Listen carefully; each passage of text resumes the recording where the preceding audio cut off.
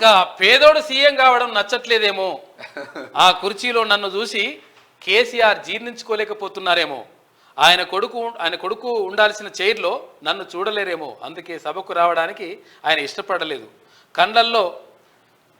కండ్లల్లో sesame పోసుకుంటే మనమేం చేస్తాం? 80,000 పుస్తకాలు చదివారని చెప్పుకున్నారు. ఆ జ్ఞానాన్ని ప్రభుత్వానికి పంచితే బాగుంటుంది. తెలంగాణ తల్లికి వడ్డానం వజ్ర వైడూర్యాల బిడ్డను ప్రేమగా చూసుకునే రూపంలో ఉంటుందనుకున్నాం. మేడిగడ్డ మేడిపండుగా మారింది. 2 లక్షల ఉద్యోగాల విషయంలో రెచ్చగొట్టేలా ప్రతిపక్షాలు కామెంట్ చేస్తున్నాయి. అసెంబ్లీ స్పీచ్లో సీఎం రేవంత్ రెడ్డి ధన్యవాదాల తీర్మానానికి సభ ఆమోదం తెలిపింది.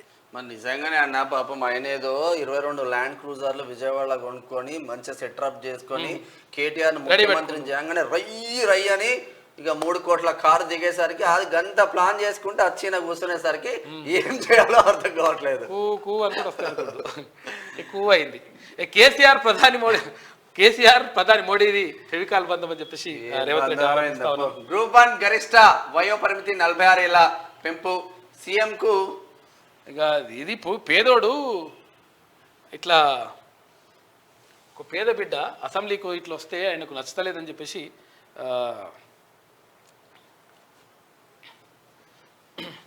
రేవంత్ రెడ్డి అంటా ఉన్నారు. ముఖ్యమంత్రి పేదవాడు రైతు కొడుకు ఈ కుర్చీలో కూర్చోడు. ఇప్పుడు ఆయనకు ఏంటంటే అసలు మా ఆడ ఉండాల్సింది ఎవరు? రాజుల పరిపాలన వస్తుంది. ఎవరు అక్కడ ఏ చెప్పినా ఆయనకు కనీసం ప్రెస్ మీట్ లేదు ఆయన పర్మిషన్ లేకుండా. లేకపోతే వాళ్ళకు ఉద్దేశం లేకపోవచ్చు, వాళ్ళకు వేరే మేము ఇక్కడ ఉన్నామని చూడడానికి ఇష్టపడకపోవచ్చు. ఈ కుర్చీలో పేదవాడు ఒక రైతు కొడుకు ఇక్కడికి వచ్చి కూర్చోవడం కొంతమందికి నచ్చకపోవచ్చు. వాళ్ళకి ఏమంటది ఏంటది జీర్ణించుకోకపోవచ్చు. కరెక్టే. మావాడు ఉంటాడంటే ఆ రైతు పిల్లగాడు ఉన్నాడేంది, నేను నా కళ్ళతో చూడలేదు, నాకు ఈ శిక్ష వద్దని మీరు అనుకుంటే నేనేం చేస్తా అధ్యక్ష? అట్లా ఎవరైనా అనుకోని కళ్ళల్లో సీసం పోసుకున్నారు అనుకో అధ్యక్ష, మనం ఏం చేస్తాం అధ్యక్ష? వాళ్ళ ఇష్టం అధ్యక్ష, నేనేం అంటలేను. కాబట్టి ఇవాళ నేను అడిగేది ఒకటే అధ్యక్ష, మీ భవన్లు ఇంకా చాలా ఉన్నాయి అధ్యక్ష. ఎందుకు ఇక ఫీల్ అవుతుంది ఇప్పుడే ఎందుకు మళ్ళా, కానీ నేను ఒకటే మాట చెప్పదలుచుకున్నా అధ్యక్ష.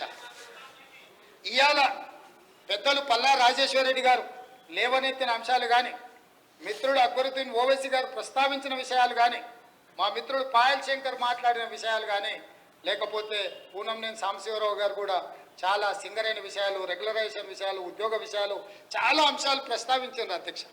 వాళ్ళందరూ ఏవేవైతే అంశాలు ప్రస్తావించిండ్రో వాటన్నిటిని కూడా మా మంత్రివర్గం రాసుకున్నది, మా ప్రభుత్వం రాసుకున్నది.